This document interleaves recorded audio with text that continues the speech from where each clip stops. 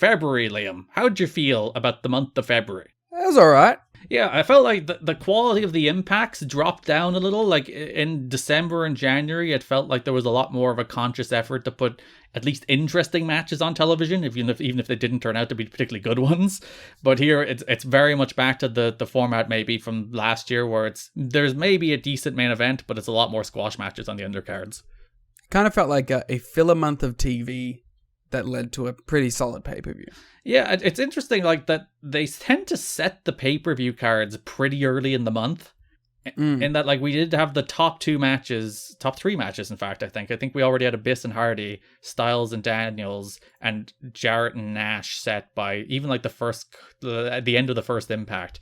And then they just kind of like, job done, matches made, instead of like really building to it, which I think might be the biggest criticism. Like, they don't really hard sell the matches they make.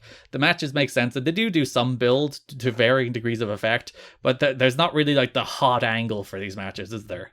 They don't really like start a build at the start of the month and work it all the way up to the pay-per-view. They kind of just go, here's what's happening at the pay-per-view, and then they build backwards. It's like, here's the matches and then some stuff, and then we'll do the matches.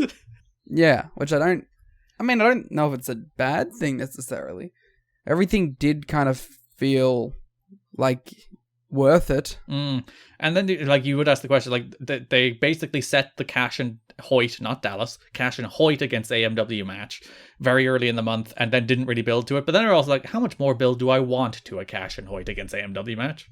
And like, plus that's kind of a combination which has a little bit of history too. So you can kind of just go, these guys are back at it again. Yeah, from the first episode of Impact with the tag title change.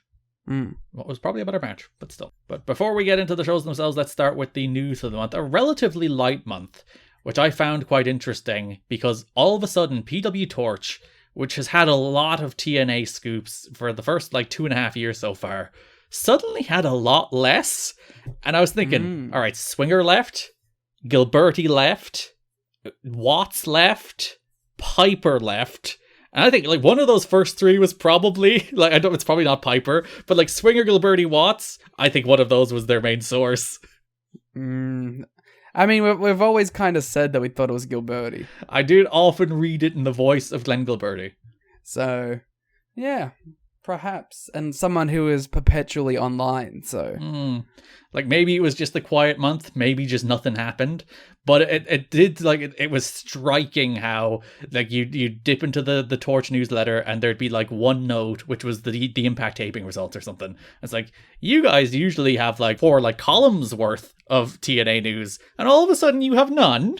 That's conspicuous. Yeah. It would also perhaps, like, you know, maybe the company's just flowing a little bit. People are happy. Everyone's kind of knows what it is, where they're at, and they're just doing their month of TV. Because it's also only a month. Like, we can't set up a whole... Like this could just be a random month in the mix where not a lot happens. So, if we go to next month and there's triple the stories again, then we'll know that, like, oh, it was just this one time. We have to see if a pattern emerges. That's true. We have to keep an eye on this. Because who else will?